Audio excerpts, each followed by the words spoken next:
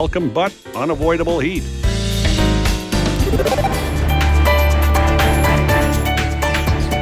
First, tune into your TV or radio and listen for the latest weather forecasts. Try to stay indoors. Refrain from extreme activities, particularly the elderly or those with pre-existing health conditions. If you must go outside, walk slowly, find shade, wear light-colored, loose clothing.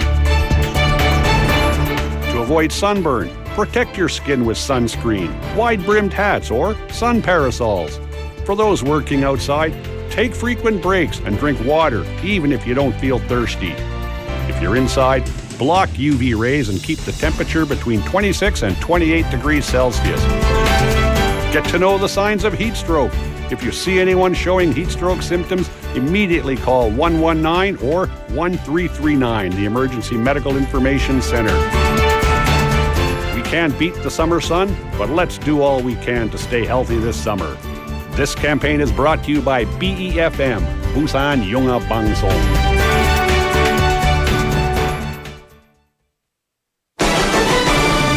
It's time for the Water Activities Safety Quiz Show with me, Mike. And me, Jessie. Now here is the question. On safely enjoying water activities, listen carefully and guess the right answer. Okay. From the following water safety measures, guess which one is correct. Number 1, always warm up before swimming or going in the water.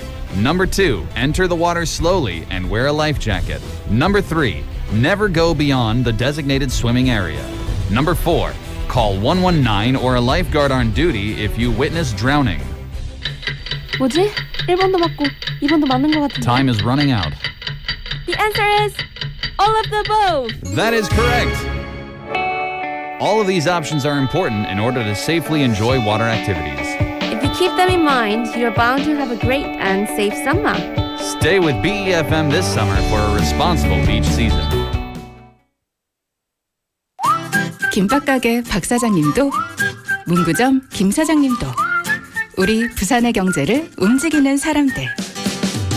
우리 동네 작은 가게로 향하는 발걸음이 우리 부산의 경제를 키워가는 한 걸음입니다.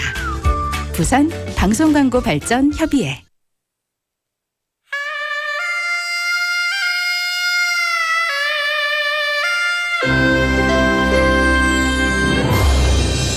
The time is now 7 o'clock.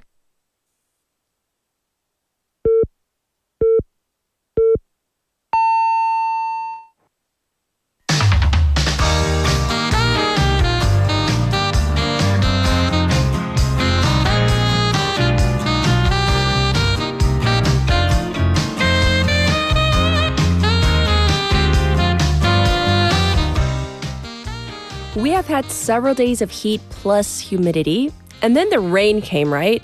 It's a welcome reprieve from the relentless heat, but too much of a good thing can turn sour. There was a deluge of rain in some areas like MON, where 142 centimeters of rain fell in about an hour. And certain areas are already on level 1 operation mode to prepare for heavy rain, and also due to what happened a few weeks ago as preventive measures. I hope that we're all prepared for rain depending on where you are, because that's what the forecasts call for. I'm Catherine. This is Morning Wave in Busan on Monday, August 4th on BEFM, Busan 영어 방송.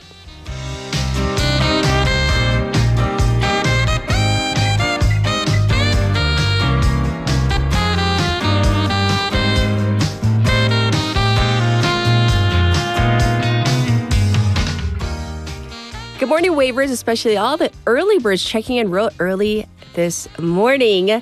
Welcome to Morning Wave in Busan. And for those of you who have been away, a special welcome back. I see a couple people like Yogesh, Monami, some people who haven't checked in for a few days. It's great to have you guys back. So let's talk about this, because this is the big news right now. The newly adjusted tariffs, they're in place. And the next task ahead is the summit between President Lee Jae-myung and President Donald Trump. So talks are underway to schedule the summit via diplomatic channels. And we know that President Trump said that he will meet with President Lee within 2 weeks on a social media post last week.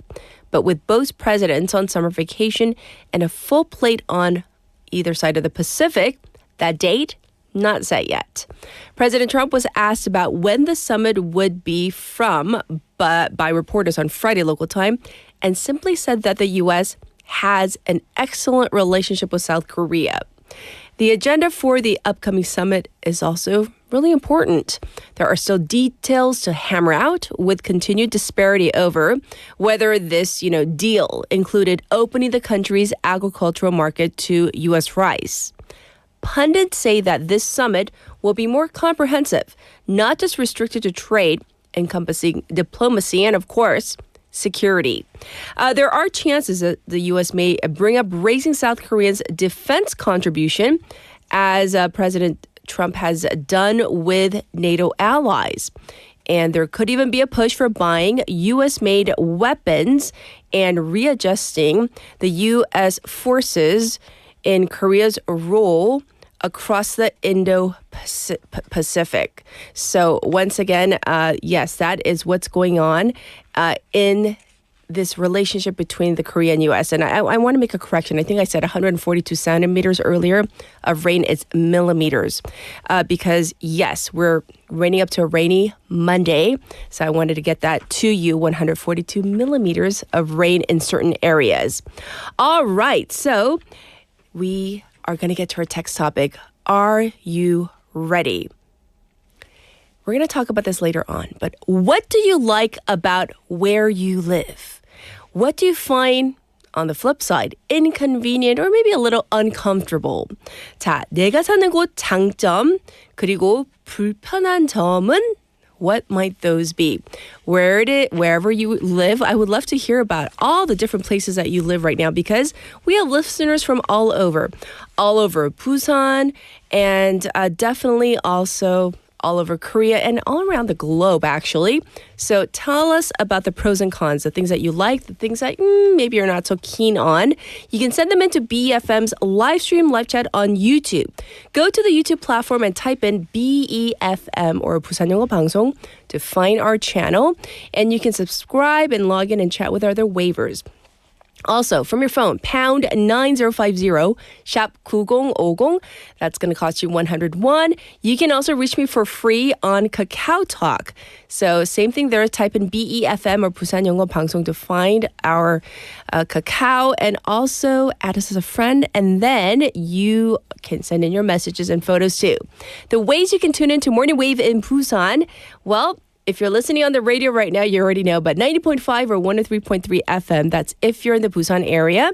Like I said, we are streaming live on YouTube. You can watch again at your leisure, and also available on the BFM app and the Popbang app. Let's look ahead to our Monday morning together. So we have Cultural Interlude with Michael. Also, in hour number 2, Claire is coming in for News in Depth. Our special interview today, we're going to be focusing on this. We've talked about this a couple times before, at least in passing with the news. We've also had a special interview, but now with Google's repeated request for South Korea's map data, we want to know, why is this important? Because Korea's been resistant and Google Maps pushing for this again. So what are the stakes at hand? Let's find out in hour number 2. I'll be back with news overview.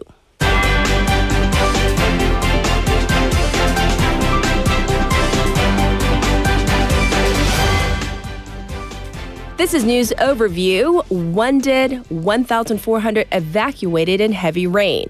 A man in his 60s was swept up by the rapids and died when he was trying to make waterways with an excavator in MON County, Jeonnam Province. Some 1,400 people evacuated overnight across Gyeongnam, Busan, Chungnam, and Jeonnam.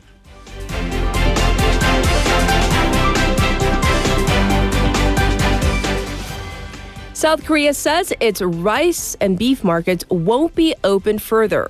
The presidential office clarified that South Korea's rice and beef market will not be open further as part of the tariff deal, refuting claims by U.S. President Donald Trump.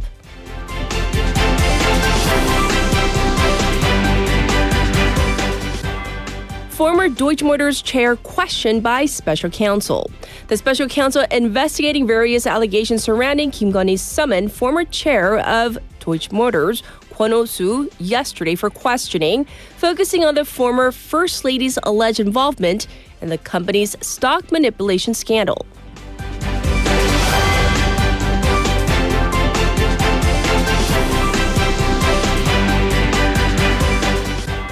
Four-term lawmaker Chung Cheong-nae elected DP chair. Four-term Democratic Party or DP lawmaker Chung Cheong-nae has been elected to lead the party as the ruling party's first chair under the new Lee Jae-myung administration.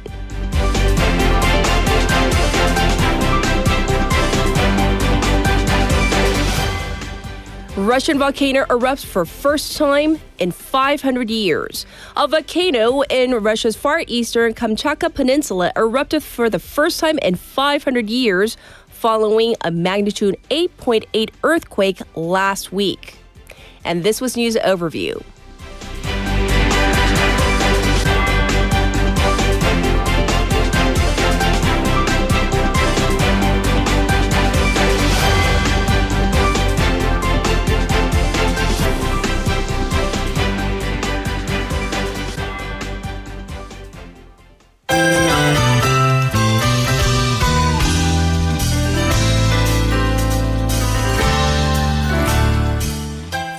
It's time for Now in Busan with me and me. So let's turn to our local news.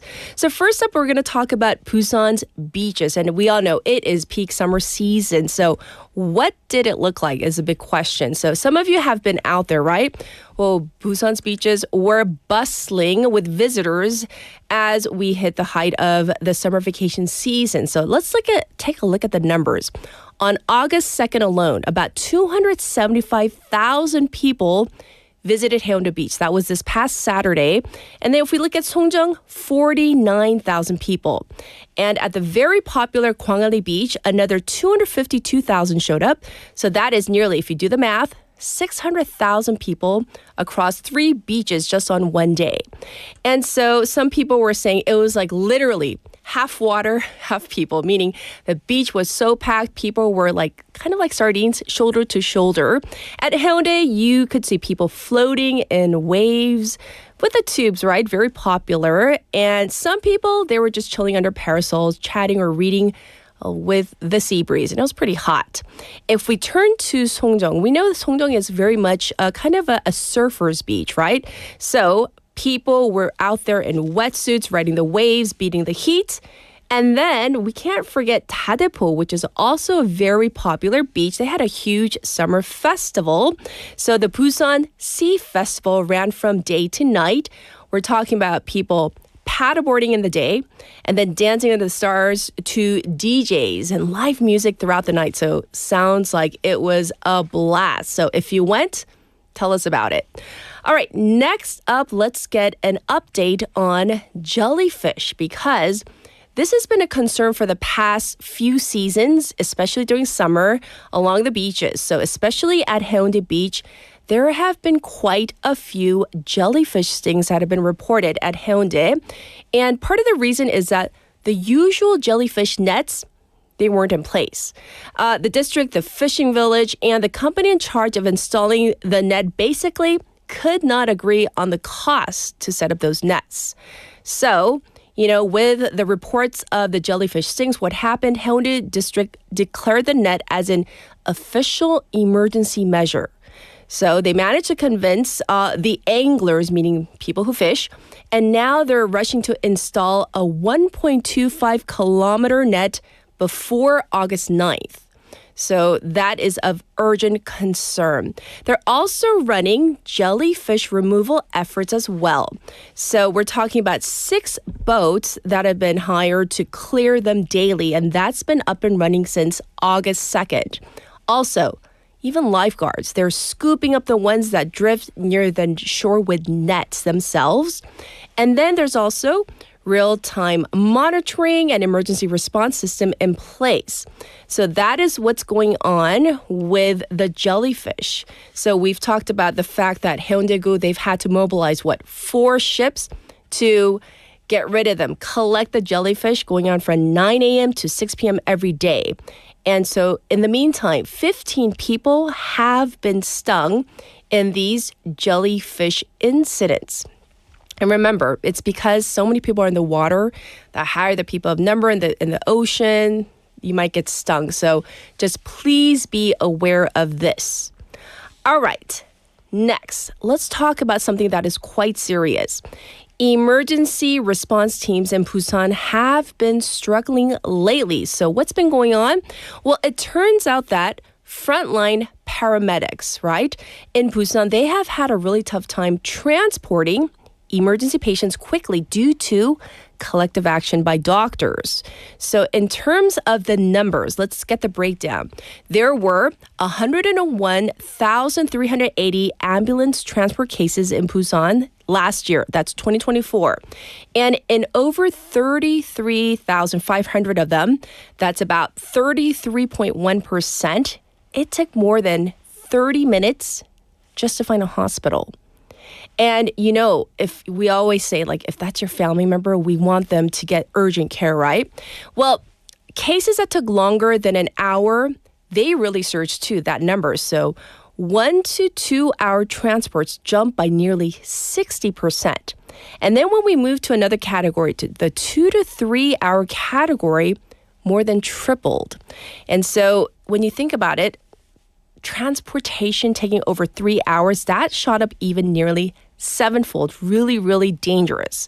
So in terms of the medics that were stuck with patients for over 3 hours, well, by 2024, when the walkouts became serious, paramedics were stuck with patients for over 3 hours, about 10 times a month. Can you imagine? And then in terms of the hospital and the handover process, how that works is when someone calls 119, a team of 3 paramedics, they head to the scene, and then they try to bring the patient to, a suitable emergency room, an ER. But with hospitals short on junior doctors, they couldn't accept patients, as we all know. So what did they have to do? Paramedics, they had to call around trying to find some place to take their patients. And that is what caused the delays. So tough for the patients and tough for the medics. So those are the numbers. All right, next, we're going to talk about something that affects everybody. Grocery prices. They've been pretty brutal if you've been to the market lately. So Busan City is rolling out a special rebate event from August 4th, that's today, to the 9th to give people a little break on food shopping. So what kind of rebate are we talking about? If you shop at a 재래시장, a traditional market, and buy Korean-grown farm or livestock products, you can get up to 30% of what you spent. So we're talking about those onnuri gift certificates that they hand out. So you do have to spend a certain amount. If you spend over 67,000 won, then you can get 20,000 won back. And then if you spend between 34,000 and then 67,000 won, you get 10,000 won back. And that is per person. So, you could save quite a bit if you kind of time it correctly. So we're talking about 12 places in total, places like the Bosu Market, Choryang Dawn Market, the Bujeon Market Town, Dongnae Market, and the Pansong Big Market. They are all scattered throughout the city. So I don't know. I think it's like a win-win, both for the local market, the owners, and also for shoppers. So definitely a good thing. If you can, please check that out. And I hope you can use those onnuri certificates. All right, I'll be back with our traffic and weather. Good morning. Good morning. 굿모닝입니다. Good morning. 좋은 아침입니다. Morning wave in Busan. Morning wave in Busan. Morning wave in Busan. Major news, local buzz, and expert takes. It's all here on Morning Wave in Busan. Brighten up your morning commute with Morning Wave in Busan. Morning wave in Busan.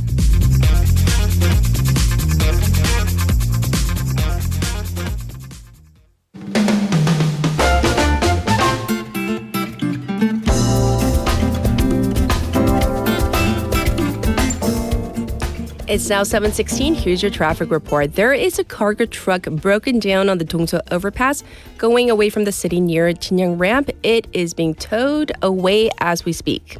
There's an accident to report on Doksan 산업대로 from Sinang 입구 intersection to Shino Bridge. There's a two-car collision by the 7th traffic light, so please be aware of this. And Panjunglo is looking congested going away from the city right around the Wondong Ramp. Also looking slow on 중앙대로 from Oncheongyo intersection to Kumjong District Office. Currently it's 27 degrees Celsius and raining lightly here in Busan.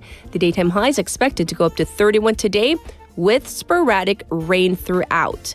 A heat wave impact forecast, 폭염 영향 예보 is in effect. Across the nation, there is rain, heavy rain coming down in Miryang and Uryong, with the Yeongnam regions expected to see up to 50 millimeters of rain per hour. We're talking about very heavy rain this morning.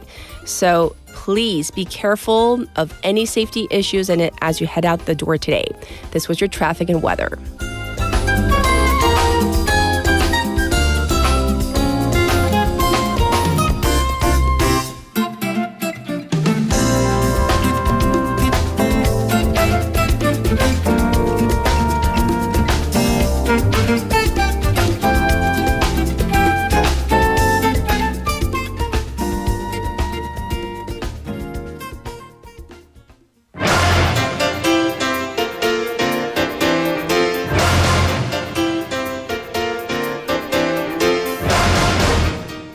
It's time for Top Stories. We have Haley in the studio. Let's say hi first. Happy Monday. Good morning. I hope you had a good weekend. I did. I went to the beach, but not Heundae, nor Songjeong, nor Gwangalli. I went to Ilgwang, all the way east. And of course, this is one of the 7 official beaches, but it's kind of like one of those places you don't want to tell anyone. It's like a little secret, but everybody knows. It's like a little secret place that's on the maps, of course. But yeah, it was so quiet. I went on Friday afternoon, fairly quiet. And speaking of the parasols, I love that everything's government controlled, government at least overseen. Yes. So they're not ripping you off. No price gouging. Yeah. So it was so reasonable. I rented a parasol with table and then an inner tube and a life jacket. Yes. 2만 원. Oh, 20, wow. Yeah, 20, I think 2만 원, 3만 원. So fairly cheap. Well, that's definitely good news. Well, thanks for sharing. Well, I do want to ask you about our text topic. So what do you like about where you live and maybe not so much? Right. So this can be about your city or, your town or just your apartment complex or your home if you live in a standalone house. I'm going to talk about the apartment complex. Okay.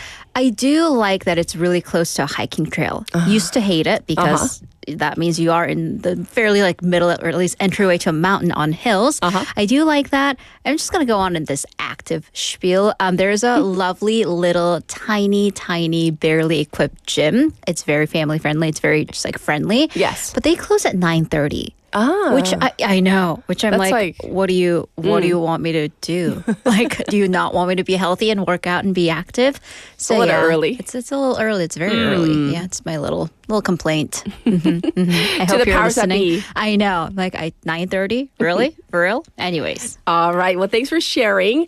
Let's continue talking about this upcoming summit between President Lee Jae-myung and U.S. President Donald Trump, and specifically, what security matters may be on the agenda? Right. So this may be a bit of a balancing game when it comes to security matters, so regional security. So we can get some hints from the first meeting between South Korea's Foreign Minister Cho Hyun and U.S. Secretary of State Marco Rubio. Yes. So they agreed. They reached this important agreement on this emphasis on complete denuclearization of North Korea, 완전한 비핵화, because there had been some concerns with some messages coming out from the Trump administration prior to this that the Trump administration may make any slight recognition of North Korea's nuclear capabilities on official level. Yes. Because any recognition to that would have been a complete disregard of sanctions and what the message has been for decades. Sure. But there was a little bit of what people call a temperature difference because Cho emphasized easing tensions.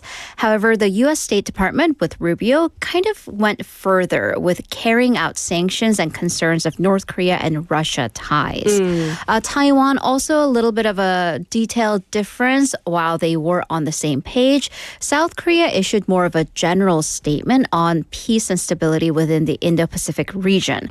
However, the U.S. made a very pinpointed comment about the stability on Taiwan Strait. Right. So they could be throwing a look towards China's direction. Yes, yes. Well, another key issue is how the two countries will modernize their alliance and what role the U.S. forces will play. Right. So this 현대화, this modernization issue, that would mean adjustments to the alliance to follow up on new security challenges and geopolitical changes. So this could, so we're only speculating here, include expanding the role of U.S. forces in Korea. Previously, that's of course been focused on North Korea, but potentially expanding that to the Indo-Pacific region at large, including, again, going back to Taiwan. So a high-ranking Korean official also mentioned this in a more or less official capacity for the first time to the press. So we also have Victor Cha, who's an authority on this matter, who wrote a report for a think tank that said that Trump will use this upcoming summit with President Lee Jae-myung as kind of leverage for other matters, including potentially exponentially raising the defense cost burden. I see. Well, definitely lots to think about and look ahead to. And of course, we'll give you details as we find out more. You know, we left the show on Friday with a special counsel planning to execute the arrest warrant for former President Yoon Suk-yeol, right? Right. So let's catch up on that matter. So the special counsel led by Min Jung-gi investigating the various issues surrounding the former First Lady Kim Gun-hee. Yes. They tried to execute the arrest warrant against former President Yoon Suk-yeol, who's of course already under detention, but this was to bring him in for questioning at the prosecution's office. Yes. But this transpired into kind of a never-before-seen case. So the counsel said also it is very rare for the special counsel to kind of give details into what happened behind closed doors. But the counsel said that former President Yoon resisted in an unexpected way. Briefing the press, an official from the council said that when they went to his cell at Seoul Detention Center and recommended that the former president, given his position, followed the warrant voluntarily, but Yoon apparently at that point lied down on his cell floor without his clothing in only what they described as a sleeveless undershirt and his underpants and strongly resisted. This ordeal apparently took place for years with the officials going back to his cell, they say every 20 to 30 minutes on 4 different occasions. Yes. However, the former president didn't budge and even interrupted the council several times as they were trying to speak to him and inform him of his rights. Yes. So the special counsel, they didn't actually go through with executing the warrant. Right. They didn't or couldn't. The council said they were concerned about safety, so they stopped trying to execute the warrant at that point. However, they did notify Yoon that the next time they will use force if necessary to complete this execution. Justice Minister Jung Sung-ho added to that during a parliamentary committee meeting that the former president was fully dressed in the detention center with the issued shirt and shorts. However, that he apparently took them off when the prosecutors tried to execute the warrant and then put them right back on after the special prosecution left. Yes. So Justice Minister Chung said that such behavior by the former president is, quote, embarrassing. Well, the former president's attorneys gave a very different reason. Right. So this is, we're of course bringing you both sides. Yes. Yoon's attorneys said that the inside of the cell was so hot, there could have been problems with body temperature control.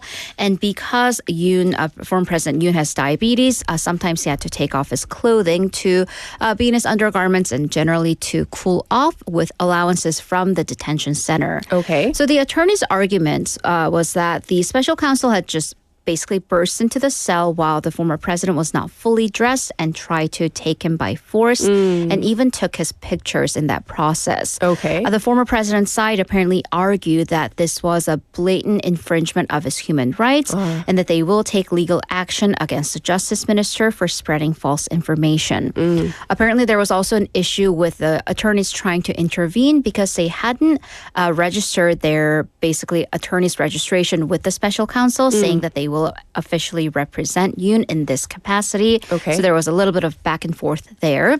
In any case, an official from the special counsel said that the suspect, referring to Yoon, had previously emphasized fairness, common sense, and the rule of law, and that the people are watching to see if this law does apply to everyone equally. Yes. So they urged the former president, who was also former prosecutor and even prosecutor general, to cooperate. The special counsel can keep Yoon under detention until this Thursday, so they will try to execute the warrant before then. Yes, so that's what happened.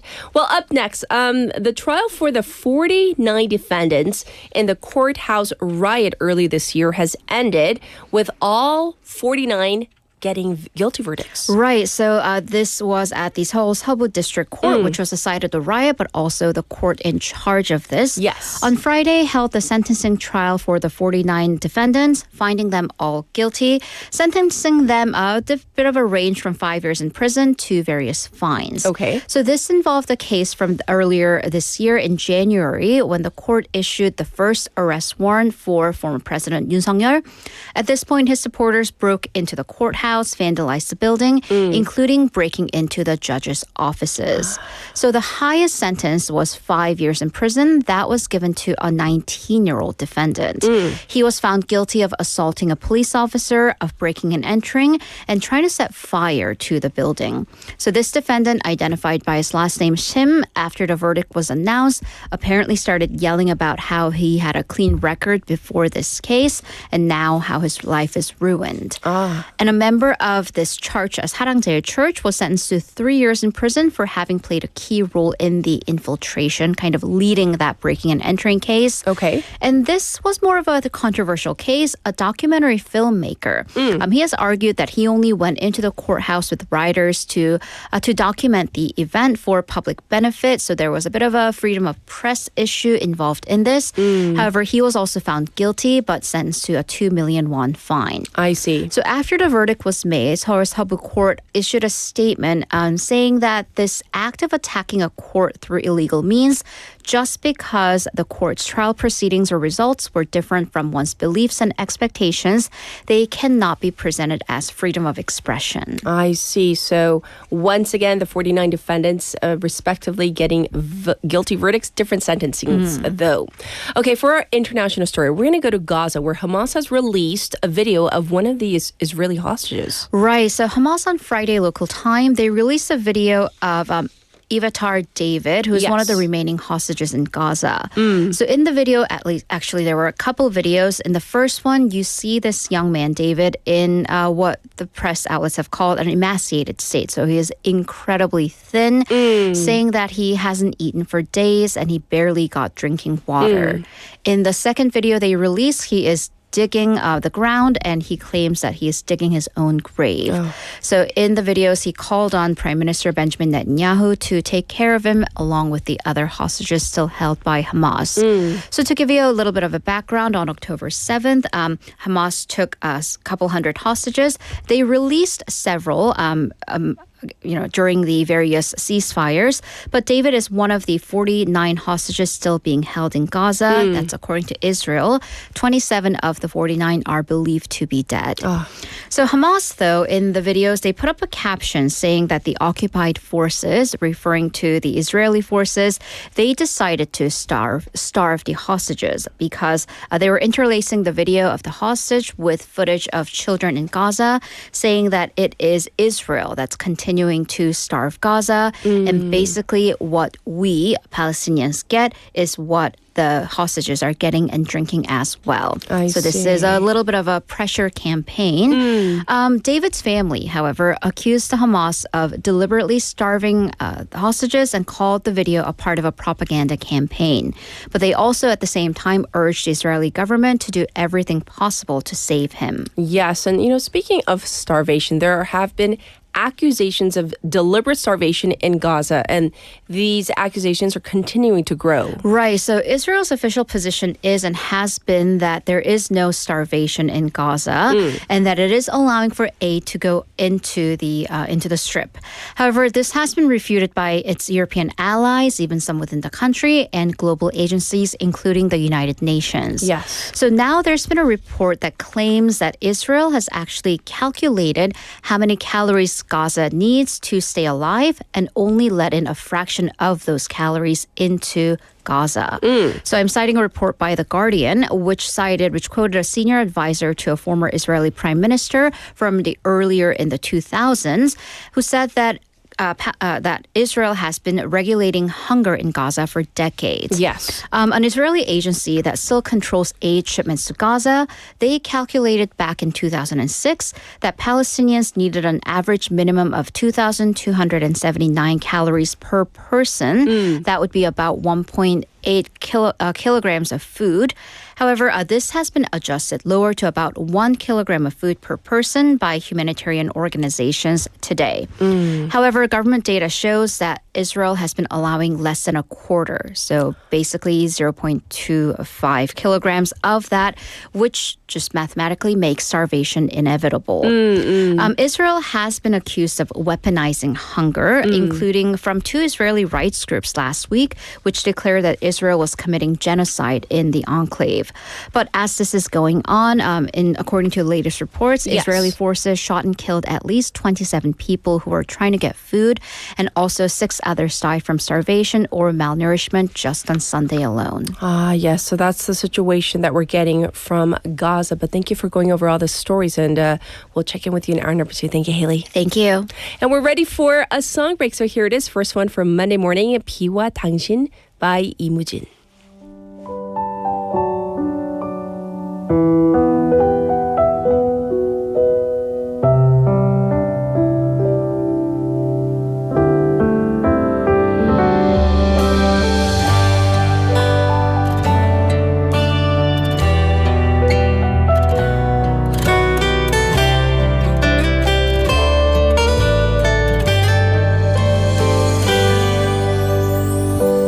이젠 당신이 그립지 않죠.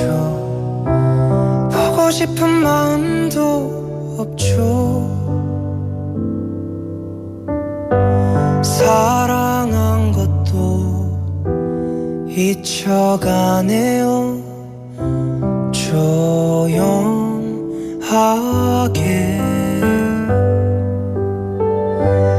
알 수 없는 건 그런 내 맘이 비가 오면 눈물이 나요.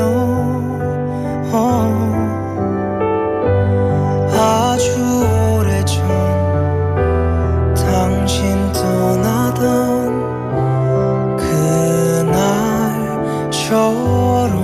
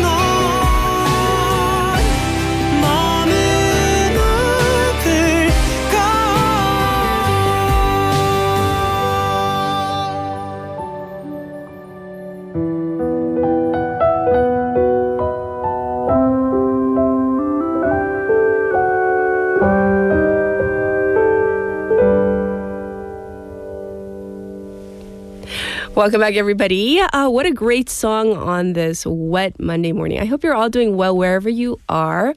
Looking at some of your responses to this text topic, what do you like about where you live? 자, we're not only talking about Busan City. It could be your, wherever you live, your 동네. And so tell us about what you like and also what you really don't like. I'll go first. So I recently moved, some of you know, right? What I used to really dislike about our previous home, beautiful view, newer apartment, no complaints, really clean, nice. However, we had, like I said, floor to ceiling windows.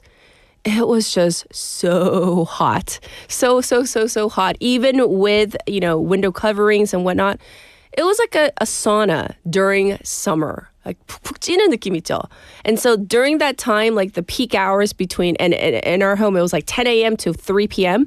Like no one would go near the living room. It was that hot.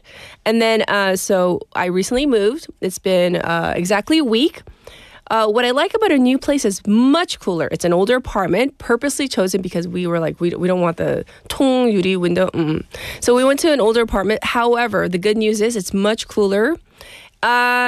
The very slightly, it's an older apartment. So, and we live right now next to, I would say, I don't want to give away the exact location, but lots of trees and hills. So I see lots of bugs. Not in the home though, but surrounding. So I'm getting used to that. But, it's like nature calling my name. Looking at some of your responses, for example, where did Benny go? Benny says, what I like about my city is the community, the vibes, and of course, some food stores. So he is telling us about what he appreciates in his neck of the woods. So thank you for that. And it's also great to see some of you coming back from vacation and some actually new people I see as well. Or maybe you've changed your usernames, but whether you're new or maybe you've been listening for a while, but it's your first time texting in, I see you and I do appreciate it. But we're going to get to our corner with Michael.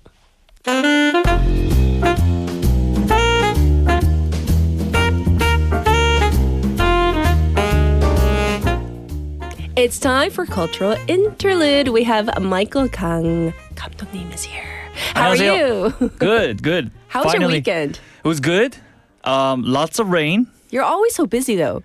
Yes. Well, according to your social media feeds. 항상 바쁘시던데요? I think 80% is, I don't know though, like it's all pretending. No. Because on Instagram, you just post that's like the busiest moment of your life. Okay. Usually. But so it's in like spurts, I guess. Yeah, but this weekend was pretty busy. A lot of work, lots of composing, songwriting to do. So it was good. You had your creative artistic juices flowing. Yes. Love it. Yeah, loved it. Well, I want to ask about what you like about where you live. And you don't have to give us like the exact apartment or anything like that, but just like generally speaking, and what you kind of find a little bit inconvenient or maybe a little uncomfortable. So I live like in the downtown area. I'm not going to say like which exactly, but downtown area, okay. Downtown area, Busan. And one good thing about where I live is that I live on the 5th floor. So it means like if there's something wrong with the elevator or something, I can just walk down. It's a lot easier than walking down from the 20th floor. 24th floor 우리 PD님. 24층에서. 근데 elevator 한 개라서 she was telling us off. There was only one elevator. And which got broken down. And then what did she say? She had to use like half an hour of 휴가. Half an hour 휴가? I never heard something like that. 30분 휴가를 써서 집에서 내려오는데 썼다. Oh, 근데 I've been stuck where, it takes a while.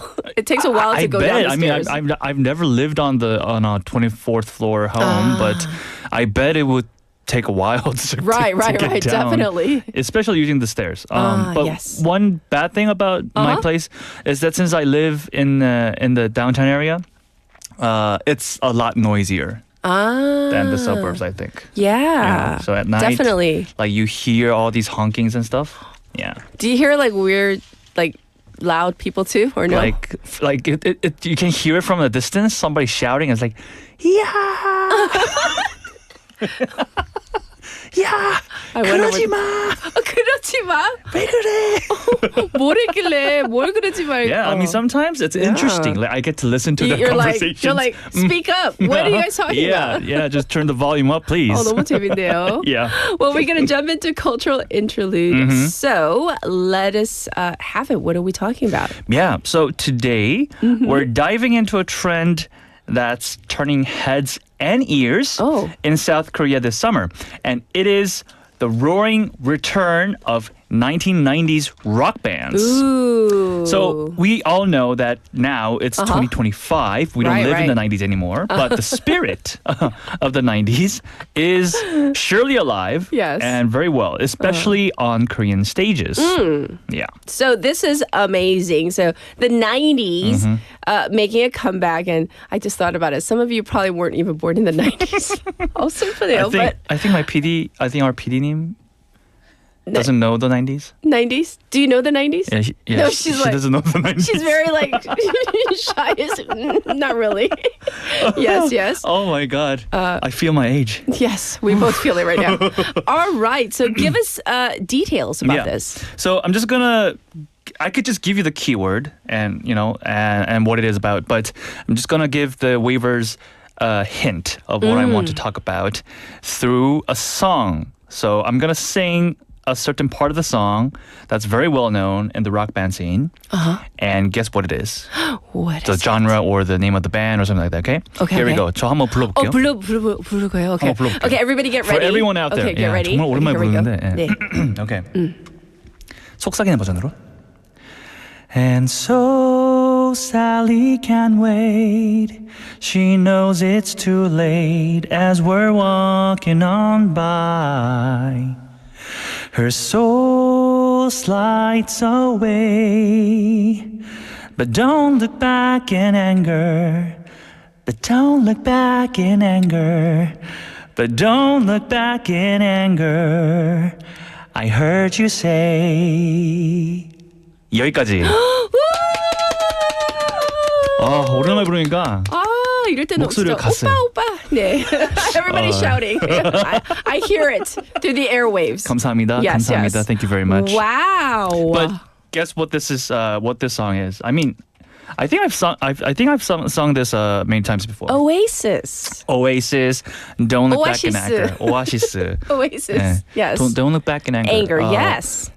화를 내면서 뒤를 돌아보지 마라. I think. Is that your translation? But that was my try. I mean, okay. I love it. Yeah. So the keyword is Britpop because we all know that Oasis is a very famous rock band from the UK. Yes. Yeah. So, including the Oasis, the legendary British bands that once ruled the airwaves are now ruling the stage again. So bands like Oasis and Pulp. You remember Pulp? Pulp? I remember like they were Oasis. more famous in the 80s. So like right in front of my generation. I'm just kidding. And there's also the Suede, which Suede, is very, very famous. Right. And all of them are heading to Korea this summer. And they're drawing tens of thousands of fans, many of whom actually weren't even born when these acts first hit the charts. So the festival season kicked off with Pulp. Yes. Who headlined the Incheon Pentaport Rock Festival from August 1st to 3rd, which was only till yesterday. They're best known for their 1995 classic album, Different Class. Pulp is back together after over 2 decades. And yes, they've just dropped a brand new album this June as well. Wow. So we're talking about like a major group like Pulp headlining our rock festival in 2025. Yeah. So the Incheon Pentaport Rock Festival, didn't it just end yesterday? Yes. How was it? How'd it go? Yeah, so just to give you a short introduction, Incheon and Pentaport Rock Festival is one of South Korea's largest summer music events.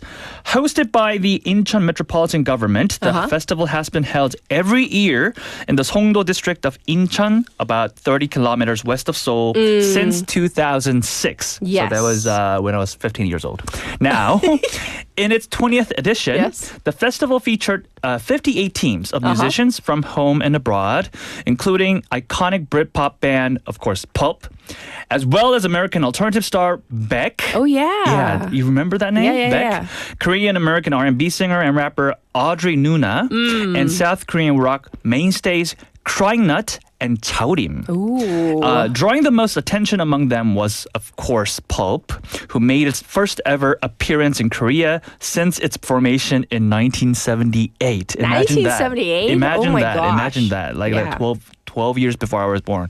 Known for its hits like Common People and Babies and its distinctive, straightforward lyrics. Sure. The band headlined the second day of the festival. It also showcased its new album, More, its first in 24 years, along with its classic hits. Right. So mainstay headliner Pulp, but of course you already mentioned some of the other rock bands who were there as well, and they've had their, they've been around for a while too, right? Yeah. Yes. So, but so there were mostly old faces, but there are also new faces as well. Yes. And I'll be talking more about the older bands, of course, but just to mention some of the newer faces, which might interest all of you. Audrey Nuna took the stage on the final day of the festival, and she is very famous for performing songs as Mira. Who's a member of the fictional K-pop girl group Huntrix in the Netflix animated film K-pop Demon Hunters. Did you see it? Yes, of course I watched it. I watched it too. 4 times. I was surprised at how good it was. It was very, very good. The songs especially. Yeah, the songs You get were addicted. Good. Right. Yeah. And Mira, so Audrey Nuna was one of the singers for that animation. But headlining the closing day was Beck, the 8-time Grammy-winning American singer-songwriter, and another artist from the older generation. Sure. So it was his first performance in Korea in 9 years. On the domestic front, the lineup included Crying Nut, which celebrated its 30th anniversary. Oh my God, yeah. Wow, they've been around forever flies, now. Yeah. As well as Chaorim. Third Line Butterfly and Nerd Connection also joined the lineup. American rock band Deaf Haven and British singer Biba Doobie. Who had previously announced their cancellations, have been replaced by Korean singer Lee Seung-yoon and electropop band Glenn Check, who's my favorite, by the way, respectively. Oh, nice. So, this is like, I don't know, it sounds like a comeback season for rock bands. Yes, definitely. And we cannot leave out the Busan's own rock festival, right? Yes. I'm very excited for this. In late September, so that's less than a month, I think, the Busan International Rock Festival will be bringing even more nostalgic firepower. Okay. Do you remember this band, Suede? Yeah, I remember Suede. They are, I love them as a rock band, fanatic. So Suede is also one of the pillars of the Britpop movement. Okay. And the iconic American alternative rock band, the Smashing Pumpkins. They're coming as well. Wow. They will be taking the stage at Hamrak Eco Park. And we're talking about a crowd of nearly 35,000 to show up at that festival. So that's amazing. I wouldn't be surprised. Who wouldn't want to go and watch the Smashing Pumpkins? What's with the lineup? Sweet. They're just only 2 of the lineups, 2 of the very, very extensive lineups that the festival will have. So I am very, very excited for the upcoming Busan International Rock Festival. But that's not it. What else? On a national scale. Okay. On September 27th, British rock titans Muse are also making their Korean return after a decade, this time with a massive show at Incheon Munhak Stadium, which can hold up to 50,000 people. And if that's not enough, there's Oasis, more? Oasis. They're coming? They're coming. They're coming. The full band is coming. It's set to perform on October 21st at the Goyang Sports Complex. This is part of their world tour following a long-awaited reunion. And believe it or not, tickets sold out already within hours last year. So if you want to go see the show, don't even try it because there are no more tickets. I was going to say, we need to rent a bus and go together. Apparently not. 안 되네요. Too bad. Boo-hoo. Yes.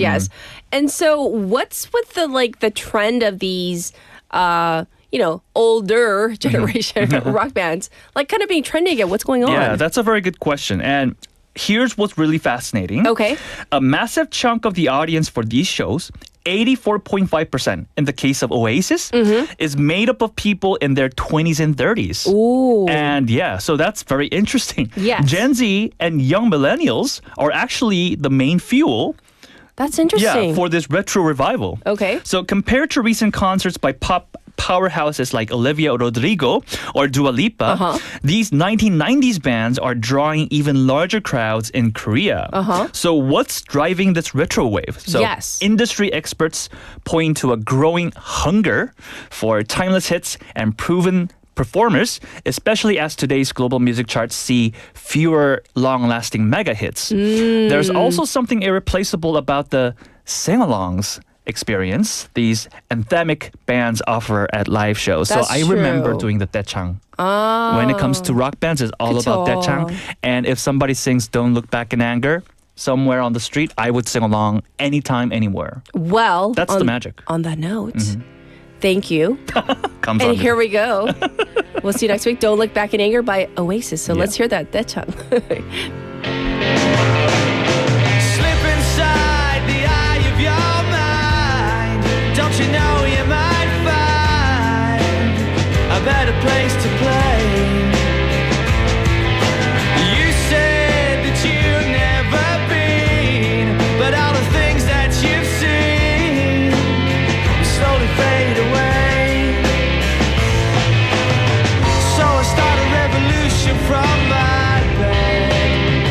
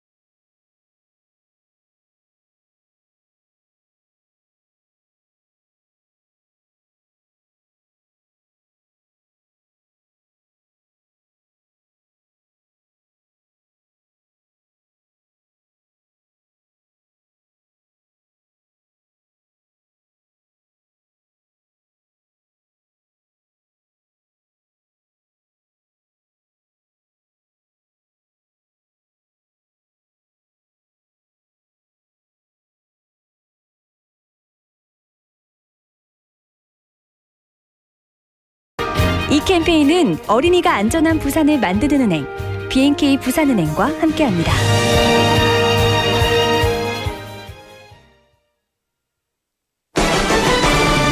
It's time for the Water Activities Safety Quiz Show with me, Mike. And me, Jessie. Now, here is the question. On safely enjoying water activities, listen carefully and guess the right answer. Okay. From the following water safety measures, guess which one is correct. Number 1, always warm up before swimming or going in the water. Number 2, enter the water slowly and wear a life jacket. Number 3, never go beyond the designated swimming area. Number 4, call 119 or a lifeguard on duty if you witness drowning. 뭐지? 1번도 맞고 2번도 맞는 것 같은데. Time is running out. The answer is all of the above. That is correct. All of these options are important in order to safely enjoy water activities. If you keep them in mind, you're bound to have a great and safe summer. Stay with BEFM this summer for a responsible beach season. Welcome to Busan. Let me show you around. Here you can find the world's largest musical in-ground fountain and the world's only UN memorial cemetery. Stroll along the coast and explore the largest mountain fortress in Korea. As well as all this, there are so many tourist attractions, beautiful exhibitions, vibrant culture, convenient facilities, and delicious foods unique to Busan. With all the beauty and charm of the amazing city of Busan, you'll find yourself right at home in this ever-changing tourism paradise. So stay with us a while. Busan, your #1 tourist destination. Your home, away from home. This campaign is brought to you by BEFM, Busan 영어 방송.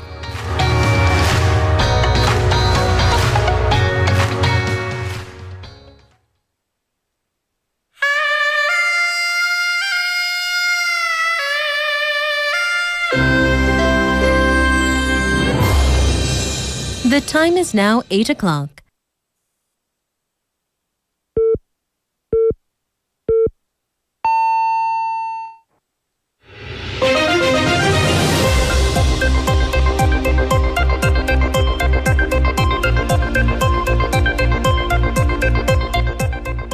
It's now 8 o'clock. This is hour number 2 of Morning Wave in Busan. We begin with Spotlight News.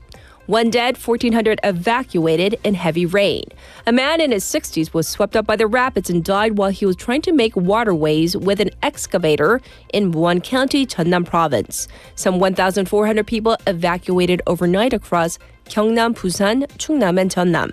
The Central Disaster and Safety Countermeasures Headquarters has been raised to level 2, and flood and wind damage alert level raised to orange or warning. The weather authorities have forecast heavy rain across the Gyeongsang regions with up to 120 millimeters from today to early tomorrow morning. Parts of Gyeongnam and Ulsan and the entire city of Gyeongju are under a heavy rain warning.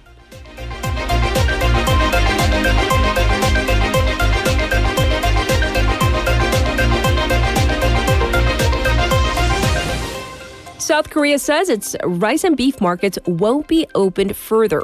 The presidential office clarified that South Korea's rice and beef market will not be opened further as part of the tariff deal, refuting claims by U.S. President Donald Trump. Presidential Chief of Staff for Policy Kim Yong-bum said during a media appearance that the agreement has been finalized, although technical discussions could take place. Kim also said regarding the $350 billion investment, it won't involve South Korea blindly funding projects determined by the U.S. In the meantime, the top 3 South Korean shipbuilding companies have formed a joint task force to respond to the deal to boost cooperation in the field between the two nations.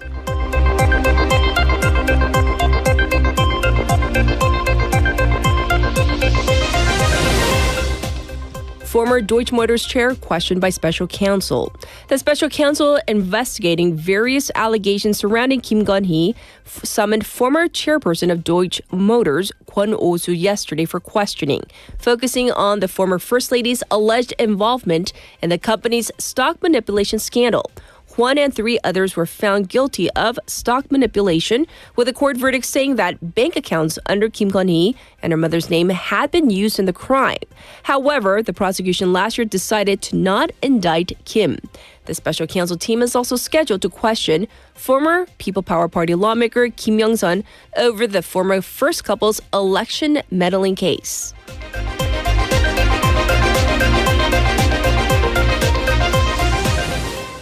Four-term lawmaker Jung Chang-nae elected DP chair. Four-term Democratic Party or DP lawmaker Jung Chang-nae has been elected to lead the party as the ruling party's first chair under the new Lee Jae-myung administration. Chung won the race against fellow lawmaker Park Chan-dae with 61.74% of the votes. Chung will lead the party in the local elections next June. For his first official schedule, Jung Chang-nae visited the flood-struck areas in Daju, Jeonnam province, saying that the country should respond to and reward the Honam region's sacrifice for a democracy.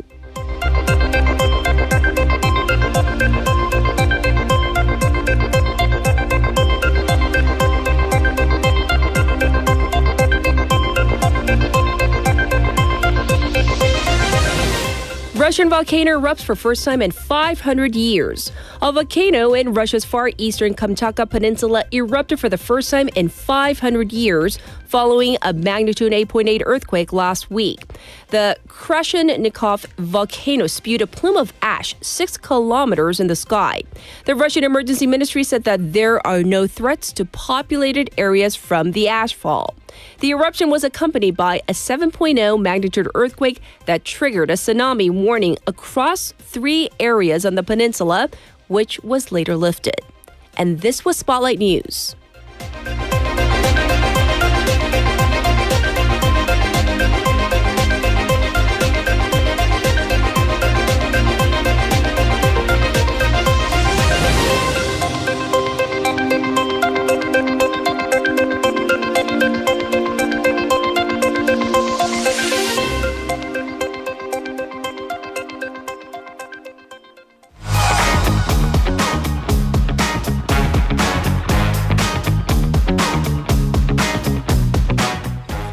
Here we go. It's time for Waglwa글. Haley's back. Good morning again. Yes. So, one of the big stories from this weekend, I saw the announcement. It was happening. I checked out the game yesterday. But Son Heung-min is leaving Tottenham after a decade of service. Right. So we knew this was, we didn't know, but we had sensed that it was coming. But it was still a surprise nonetheless. Son Heung-min, does he need a descriptor? Son Heung-min, the guy, we don't need any star. adjectives. Right. So he held a press conference on Saturday in Seoul. So this was an emotional announcement. Yes. Son called this one of the toughest decisions of his career, saying that it wasn't an easy decision, but that he will, yes, indeed, leave Tottenham Hotspurs this summer. He hasn't been clear on the exact date. So he has been with Tottenham for the past 10 years and currently captains the team. Yes. There had been a lot of speculation over when this might happen because his contract does run out this year. So Son said that he felt like he needed a new environment to push himself and to get more out of himself. And he also reflected back on his decade in the English Premier League, the EPL, saying that he came to London as a kid, he said, of 23 years old, and is leaving as a grown man. So new head coach for the team, Thomas Frank, said he would have loved an opportunity to work with Son, but all the while wish him the best. That's right. And now basically we know where he's headed to. There is breaking news. Has there been? Sorry, I've been checking the weather issues, but all right. Yes.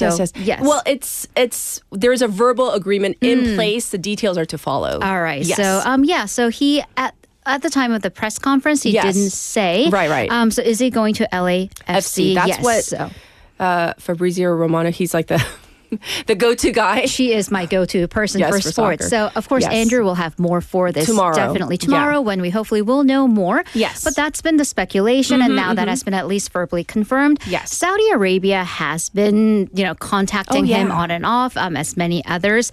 So he did say that it was important for him to be in a situation that will best help him prepare for the 2026 FIFA World Cup, which, of course, is being held jointly in the U.S., Canada, and Mexico. which we kind of can conjecture why then the decision to go to LA would have suited him best. Yes. So going back to the World Cup, Son stated that this could be his last World Cup as he is in his early 30s and that he wanted to be somewhere where he can, quote, pour everything into it. Yes. But a little bit of a career briefing, of course, because we'll have people who are better equipped than I to cover this. So he joined Tottenham in August of 2015. So full 10 years, starting his club career after starting his club career in Germany. He is the 5th on the all-time Spurs rankings with 173 goals in all competitions. And he won the Premier League Golden Boot as the league's top scorer in the 21-22 season. And he really is kind of known for breaking like the glass ceiling, the barrier, because in sports, you do have to consider the physique, the physicality. Yes. Height, weight, and build differences. But he really is known for not only breaking the barrier for South Koreans, but also Asian players. Yes. So amazing career at Tottenham Hotspur. And of course, Andrew, he's going to bring you the details better than we can. So that's tomorrow. Moving on. There is this photo that has gone viral regarding the treatment of security guards at apartments. Right. And this is kind of tied to our top story of, inconveniences. If you live in an apartment, a lot of those inconveniences, you would report them to the security guards, and they do quite a bit to make our lives easier. Right. But here's a photo from an apartment resident in Busan City. It was a plea posted inside an elevator on the wall, which says there's no air conditioning in the security booth 경비실, but there's been a resident who's complained and demanded that the security guards not turn on or even get rid of the electric fan, 선풍기, inside the booth. Right. Okay, why? So this plea basically asks a resident to please help us create this minimal environment where the guards can work. Because, again, we are under, well, not right now, but we have been under a heat wave warning, advisory. So according to the security guards interviewed by the media, this particular resident, it's man in his 70s, has been lodging complaints about fan usage, adding that it is the residents that have to collectively pay through the common utilities or the apartment communal HMO, which, yes, but really? Really? Anyway, so... Thankfully, it seems that it's only one guy who has this comment, but although he is making lives harder for everyone. Sure. But another resident posted a letter next to that letter in the elevator saying that the security booth isn't just like a resting place, a break room for the guards, but it's their workplace. Right. Imagine we come into the studio and there's no AC and we have to bake in this window, non-open window room. Yes. So... Again, making the minimal bearable working environment isn't just about consideration or etiquette. It's a basic right. Sure. And the letter writer said that we're always thankful for our security guards. Right. By the way, so where does the law stand on this? Well, under the current law, it is mandatory to have a break space for the security guards. However, there's no law regarding whether they should have an air conditioner or not.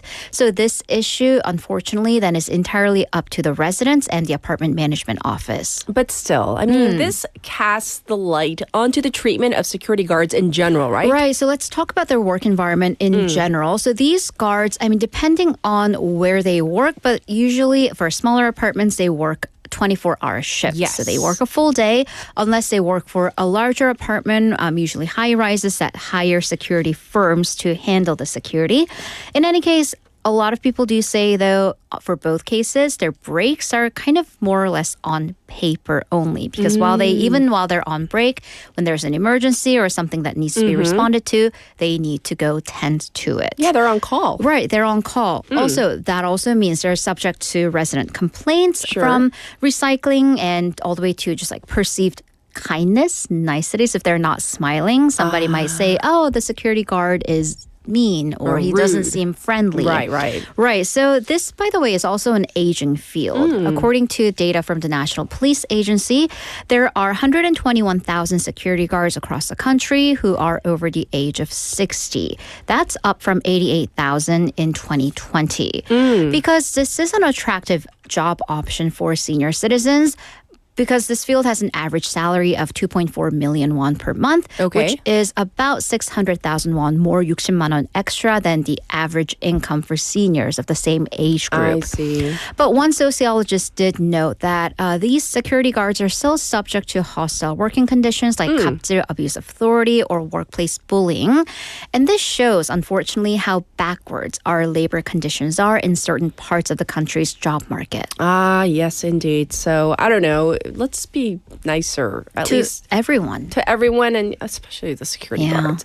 All right, up next, the city's beaches were crowded over the weekend with vacationers. I mentioned it at hour number 1, but in recent years, people have been seeking these kind of lesser-known, unofficial beaches and coasts, raising safety concerns. And trust me, I know the desire to go where it's not crowded, thus my trek to Kijang. However, 일광 and Imrang are official beaches. There are 2 of the 7 Busan official beaches. But we're talking about 비지정 해변, so undesignated or unofficial beaches that are outside these 7 official beaches. Okay. So again, they're not designated for swimming, but people do go and swim in them. And I have unfortunately even personally seen many social media accounts, especially those travel accounts, that kind of advertise them as like a secret spot. But again, because they're not designated, there are no lifeguards and thus safety concerns, including what happened last month. There was an accident where a man in his 60s went into Chungli Beach in Yeongdo in Busan, and he got swept up and he drowned. Right. So the beach this particular one has drastic drops in its depth. There are tides and rising waters, but they do see about 100 swimmers per day during peak season. Sure. So upon this, Busan's Coast Guard requested Yeongdo-gu district to place lifeguards there along with safety signs and even the swim limit lines. Sure. However, the district basically refused. And there are reasons. So they said they cannot put up swimming limit lines because it's then almost acknowledging that you can swim behind or in front of these lines, and also lifeguards. They did put up boxes with lifesavers and signs, and they will run patrols, a very limited patrol from 4 p.m. to 5:30 p.m. every day. Yes. But this is more kind of a budget issue as well. However, still the lack of lifeguards there during the daylight or the earlier hours, they do raise concerns. Yes. But I've heard that other districts have done so, like putting lifeguards in place. So we're just talking about Yeongdo-gu, but Namgu, which has 2 such unofficial beaches, they have 2 lifeguards on duty every day from 9 a.m. to 6 p.m. from April to October. And there are about a dozen people swimming there on average every day. Yes. The problem is this. It's a gray area. You're not encouraged to swim there, but you're not banned from swimming there legally. So even when there are lifeguards or district officials on scene, they do discourage you. They say, you probably don't want to or you shouldn't. But they actually can't say you can't or you're banned from going in there or saying get out of the water or fine you. So again, realistic gray area, budget issues, it truly goes all back to the money issue. But again, we do understand it could be enticing. The water is very pretty. But there is a reason that these beaches are not designated for swimming. So for your own safety and the safety of others, we do encourage you not to. Of course. Follow the rules. All right, for a final story, South Africa has come up with a creative way to protect rhinos from illegal hunting and poaching? Right, so poaching or illegal hunting 밀렵, they can be done either for trophy hunting to basically hang the heads of exotic animals, or unapproved and sometimes even harmful medicinal usage. Unfortunately, they are common. They do happen. So now some rhinos in South Africa are being injected with radioactive materials in their horn, not harmful to the animals because they're in very trace amounts, but they do make them easier to detect via the customs process. I see. So it's science coming to rescue. This is in collaboration with the local South African university. The nuclear energy officials and conservationists call the Rhisotope Project. So rhino plus isotope, 동위원소. So what they do is they inject the rhino's horns with radioactive isotopes. Isotopes are atoms that have a different number of neutrons Anywho, these radioactive isotopes, even at low levels, can be recognized trigger radiation detectors at airports and borders. So once it pings, then it leads to the arrest of poachers and traffickers. And they can even be detected inside full-size shipping containers. Wow. Yeah. So, by the way, what is the full picture of the rhinoceros population? So right. we know. So why are we taking these extraordinary measures? Well, because according to the International Union for Conservation of Nature, they estimate that the global rhino population was 500,000 at the beginning of the 20th century. Yes. That's declined to 27,000. 27,000? 500,000 to 27,000. Again, this demand for rhinoceros horns in the black market for medicinal usage or again for trophies. South Africa has the largest population of rhinos with an estimated 16,000. But also because of this high levels of poaching, apparently about 500 rhinos are killed for their horns every year. For their horns, for goodness sake, people. Well, we're going to call it a wrap for all the woggly news, and we'll check in with you tomorrow. So thank you, Haley. Have a great day. And now it's back to you, the listeners, for our updated traffic and weather.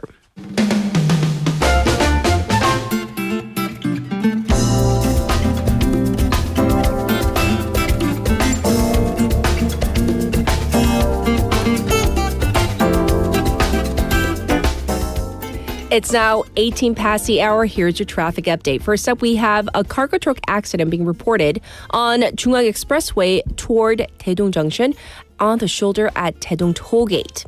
Also, Gwangan Bridge, that top portion going towards the Taeyeon Overpass, congested.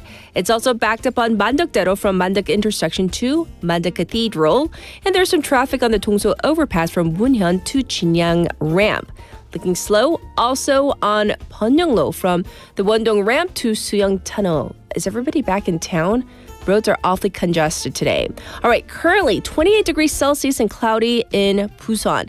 Daytime high will go up to 31 today with sporadic rain throughout the day. Heat wave impact forecast, 폭염 영향 예보, is in effect right now. Looking across the nation, rain with some heavy rain coming down in the southeastern regions. Update to the news, heavy rain warning has been lifted from Ulsan, Gyeongju, and Gyeongnam, but a landslide advisory has been issued for Udeong. So that's the latest. This was your traffic and weather.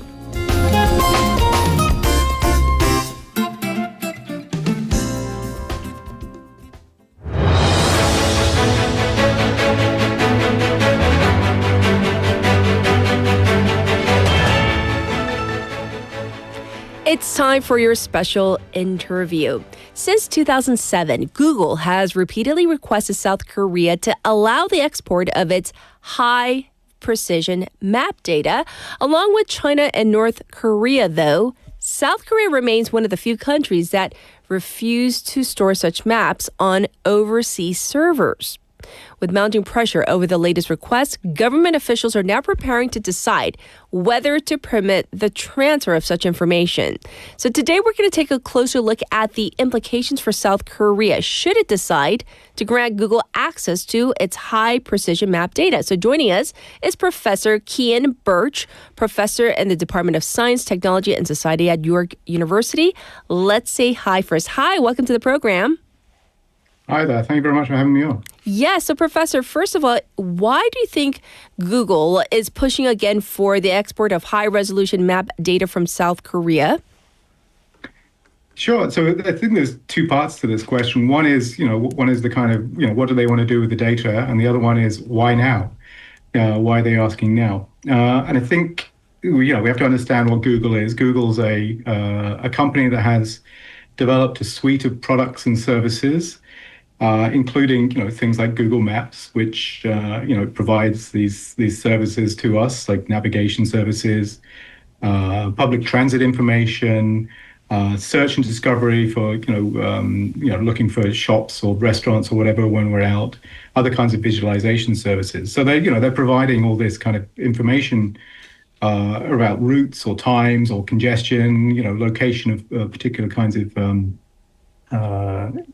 things that we might want to go and do. Yes. And we have to remember that Google, though, is actually really, when you get down to it, Google is really an advertising company. It's a company that makes 80% of its revenues, generates 80% of its revenues at the minute, basically from advertising. And so that's where it's making its money. It's making its money from all this information that it collects from us, including all this, quite important map information, very valuable map information. So that's why they might be wanting the data. Why now? I think that there is I'm speculating here. So what I would say is that there's probably the geopolitical kind of goings on right now, especially with President Trump in the USA and the kind of tariff wars that he's starting around the world. I think this is a good time if you are a company like Google to start making these kinds of requests, because they can be added to these tariff discussions and tariff requests, and they can be you can define something like the limit on high resolution map data. You can define this as a non-tariff barrier. So the fact that this request, I think, and you can correct me if I'm wrong, came in February this year. This new request, yes, I think it probably speaks to that kind of issue. The U.S. is currently geopolitically, the U.S. is flexing a lot of its power, and so this is a good time for Google to make these kinds of requests. Yes, indeed. Thanks for explaining the two-prong answer to that question. And so when we look at the strategic or commercial value, you already mentioned that Google, generally speaking, generates 80% of its profits through advertising. So, is that why they primarily need access or want access to highly detailed map data? Are there other reasons? Yeah, I think so Google licenses a lot of its data that it collects. So it's all this data on maps or routes, geocoding, or all this kind of information that it collects. Licenses out to other companies. So whether that's ride-sharing companies, the kind of Ubers or Lyfts, or other kinds of companies like that, or logistics, delivery companies, you could see the same, real estate companies, travel companies, they're all after this kind of data. But it also has value at the minute because of the huge investments that are being made into AI and AI models. So this kind of data, these data sets that they collect, can also be very valuable there. So those are the kinds of strategic commercial value, I think, here. In your opinion, Professor, I want your take on this. Who should have ownership or control over such high-precision public data? For example, governments or citizens at large, or corporations, in terms of who actually has control or ownership. What's your take on this? Yeah, I think that there's, for me, I come at this and think about data as an asset, a resource, right? So data is something that is produced. It doesn't just exist. It has to be, people have to spend money on the infrastructure, the digital infrastructure, to collect it, to collate it, to put it together, to store it, and to provide access to it. So we have to think of data this way, as this kind of asset or resource. Yes. And that's really important to think about, because then it's a question of, as you've pointed out, who ends up controlling this asset or this resource. And so one of the concerns about a company like Google, a company that gets lumped in with other big digital companies and gets called big tech. One of the concerns about it is that if they they collect all this data, and it can be very useful data, and they can aggregate data, put all sorts of data sets together. Could be, it could be something about, urban or traffic planning, could be environmental, monitoring, or, emergencies, or, all these kinds of data that they can collect that can be very useful in a public way. But then if they end up having, collecting it, and they are the ones in control and control access to it, we as a public, or governments as, public, representatives of us, citizens and so on, lose access to that data when we might need it. And so there are lots of different ways that we can think about ownership and control.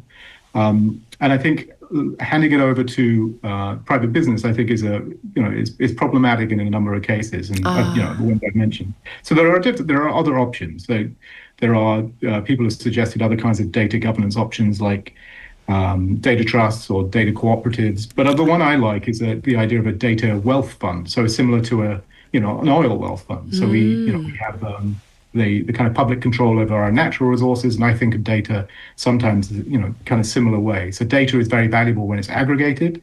It's very valuable because it concerns the relationships between people, and that means there is something inherently collective about it, and therefore we should have this kind of be able to control it because of that. Yes, yes. Well, what about this whole idea of overseas servers? Because South Korea, one of the main tenets of their argument is that, they don't want to store such sensitive information on overseas servers. So do you think the establishment of maybe a local data center in Korea could be like a prerequisite and maybe a compromise for granting access to such high-resolution map data?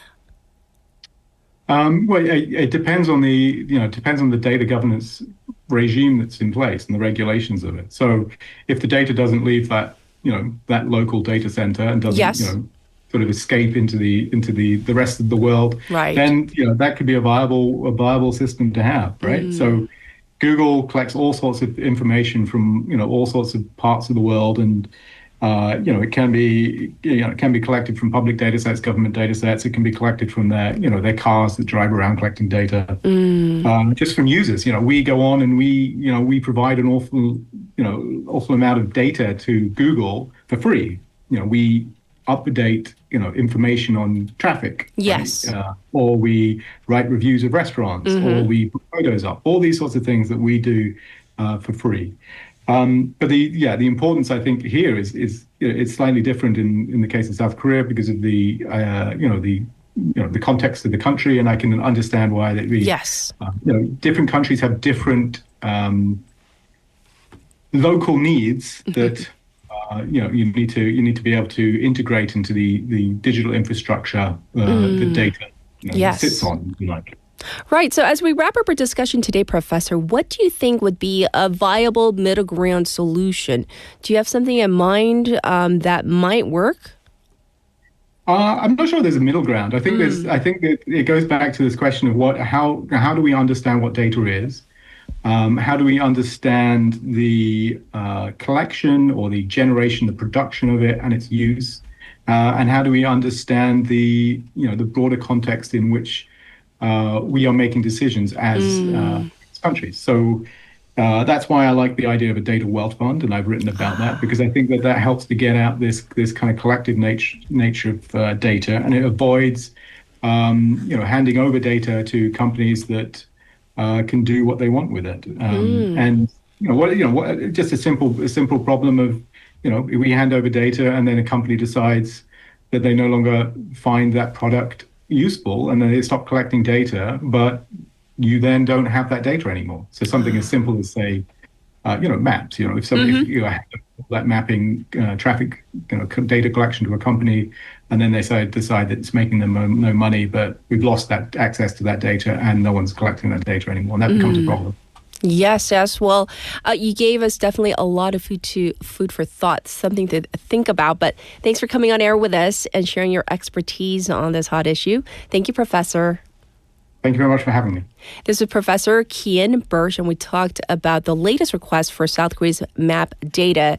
And, with what's going on with the negotiations with the Trump administration and also the ongoing, we still haven't settled the whole security cost defense issue as well. So is this another factor in the negotiations? We're going to have to wait and see. We're going to take a short song break. Here it is. This is Manic Monday by the Bangles.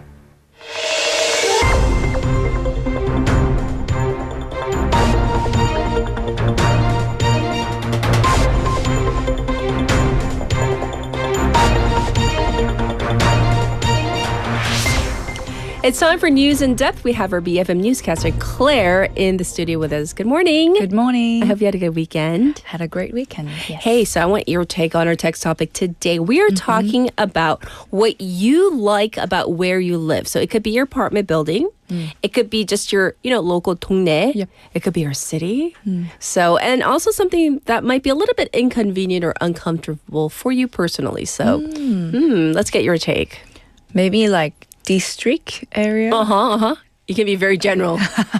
General. Yeah, general. You don't have to be so specific. Well, yes. it's nice to have like nice environment, like Yes. beaches and mountains, all the other infrastructures. Yes. But only, not a bad thing, inconvenient, is only like July and August traffic. The holiday traffic. Right. All the vacation goers, the people. I welcome them. More than anyone else. We're very But cordial just, people. Just a little bit of inconvenience. Oh, definitely. I hear you. Yes.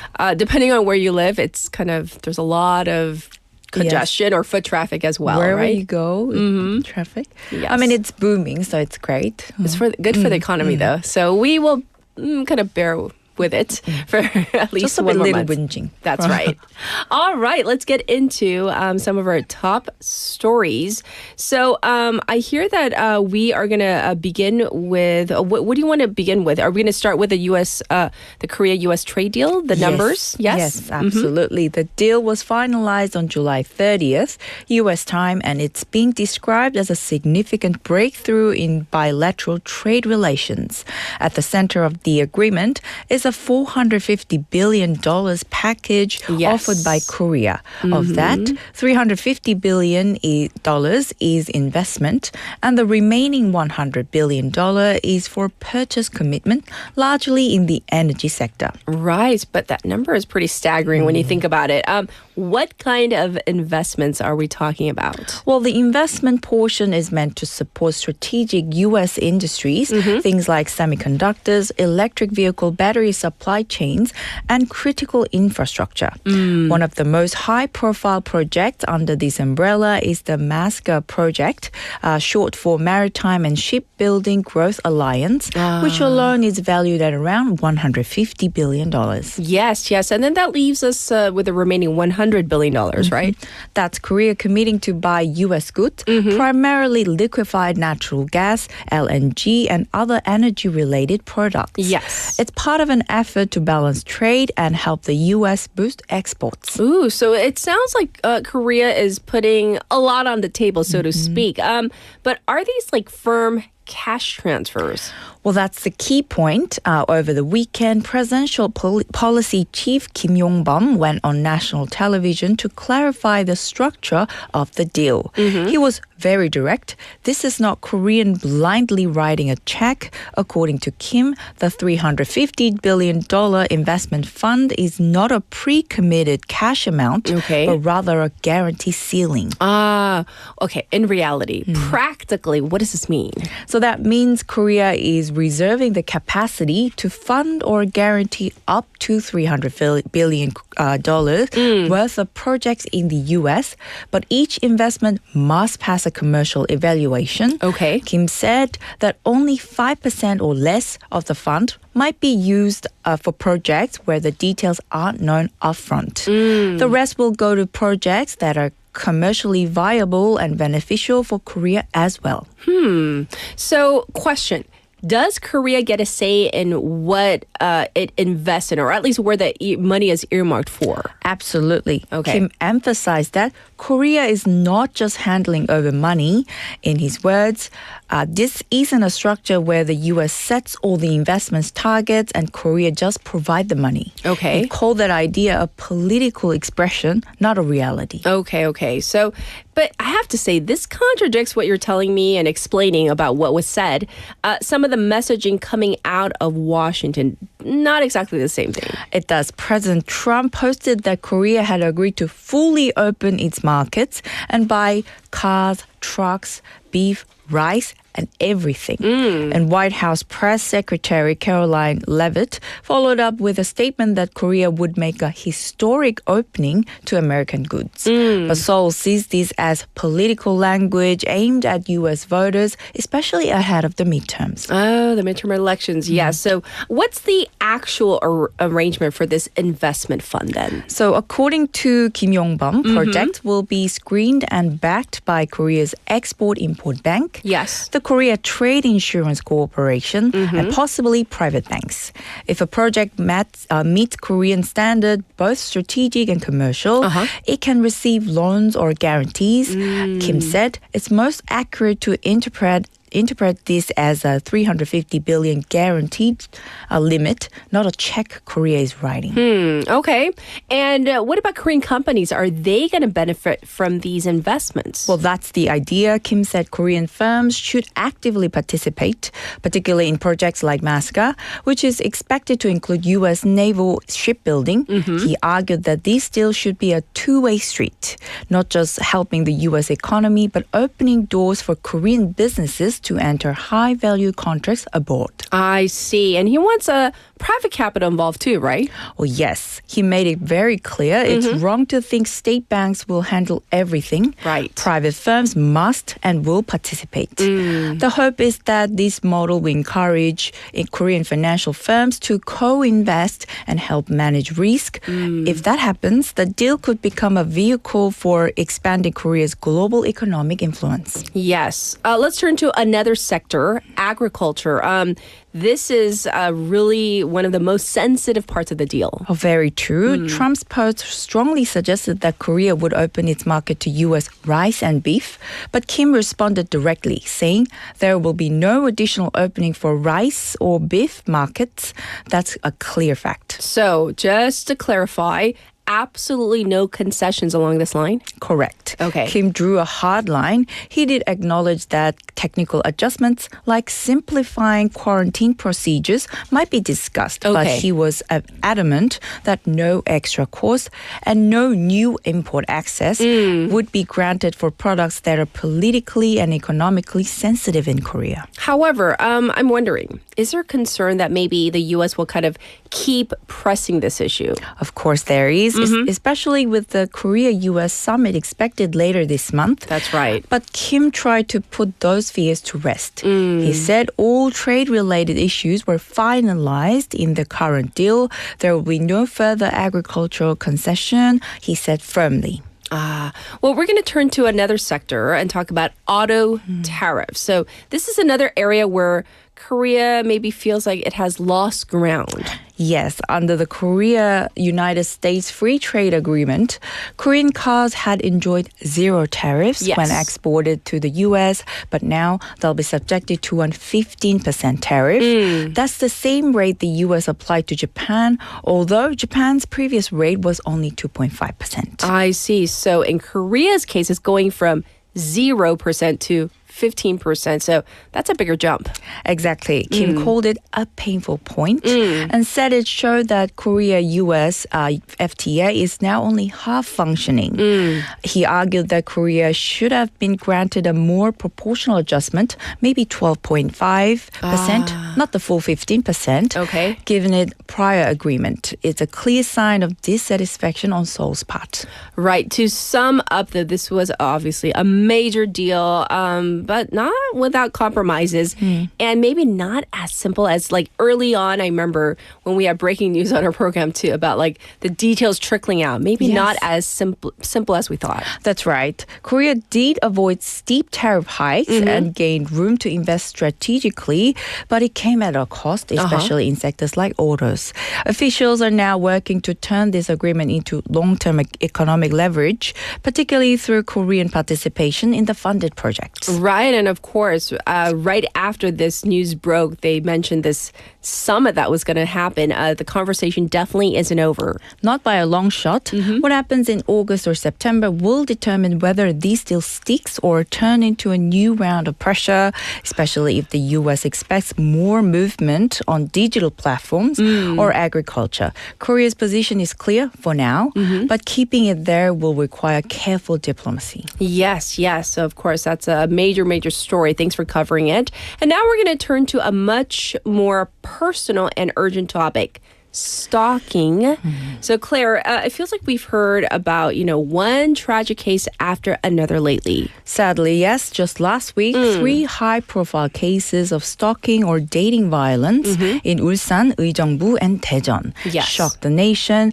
In each case, the suspect had already been reported to police. Protective orders have been issued, but the victims were still attacked. So, were there any legal violations? Yes, in the Ulsan case, the suspect had twice been reported for loitering near the victim's house. Even after receiving a court-issued ban on approaching within 100 meters or making electric contact, the suspect violated the order and committed a knife attack, leaving the victim in critical condition.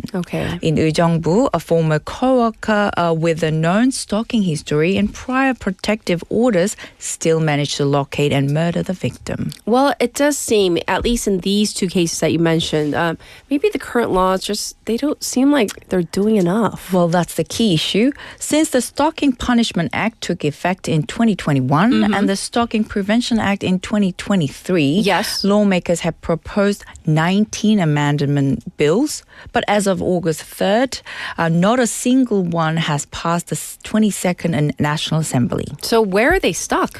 Well, the Punishment Act bills are mainly stalled in the Legislation and Judiciary Committee, a powerful gatekeeping body with authority over all legal wording and system logic. Meanwhile, the Prevention Act bills are pending in the Gender Equality and Family Committee.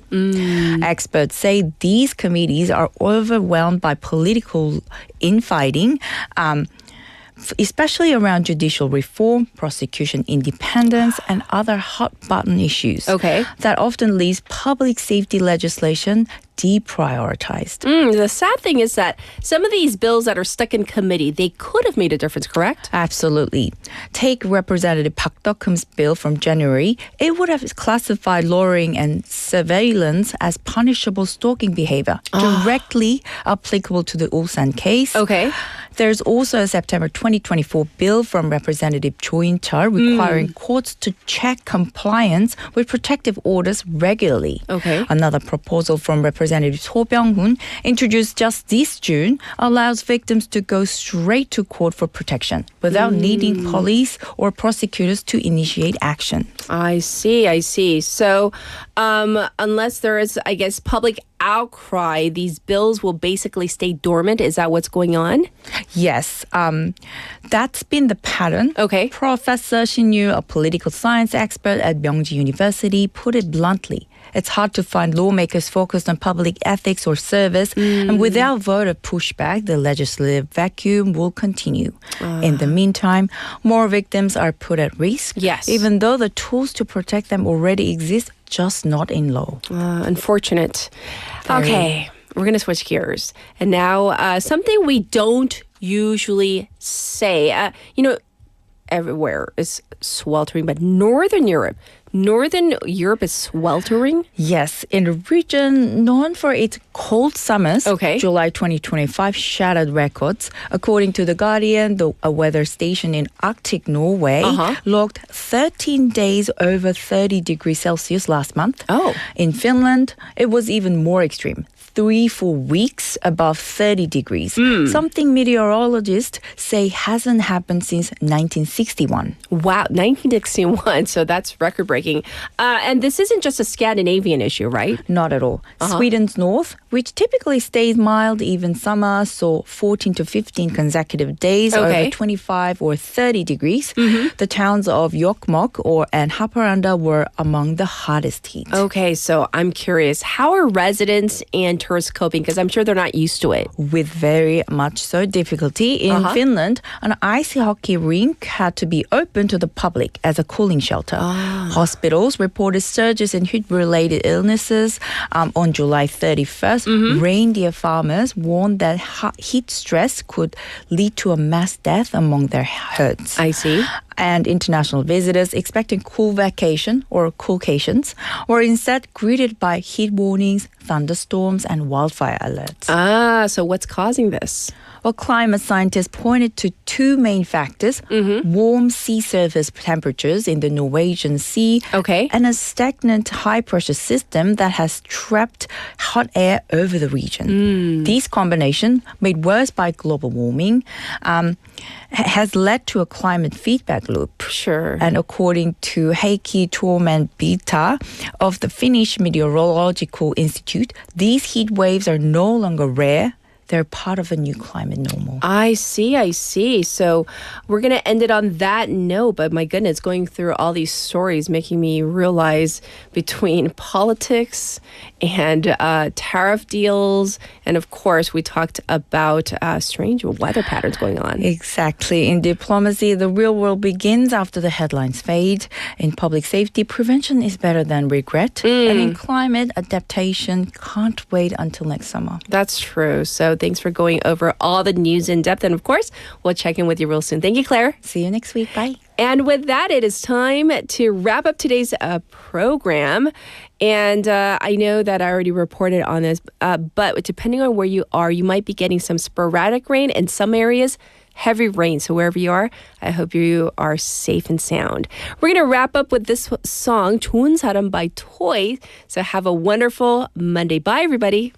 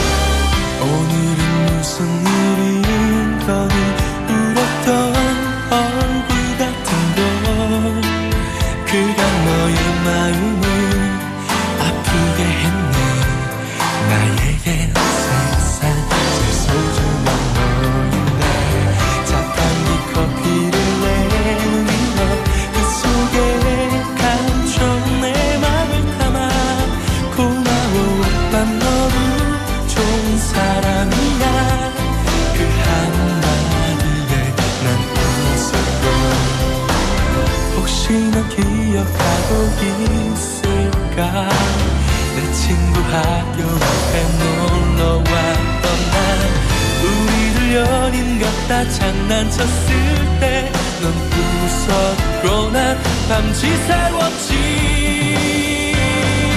네가 웃으면 나도 좋아 넌 장난이라 해도 널 기다렸던 날 널 보고 싶던 밤 내겐 벅차네 벅 가득한데 나는 혼자여도 괜찮아 널 볼 수만 있다면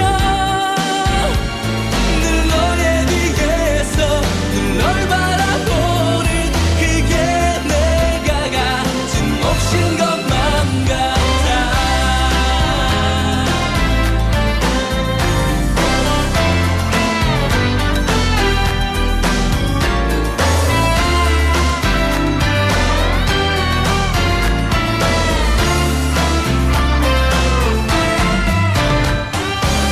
친구들 지겹다 말하지 늘 같은 노래 부르는 나에게 하지만 그게 바로 내 마음인걸 그대 먼 곳만 보내고 혹시 넌 그날 내 맘을 알까 우리를 아는 지금 모두 모른 밤 술 취한 널 데리러 온 그를 내게 인사시켰던 나의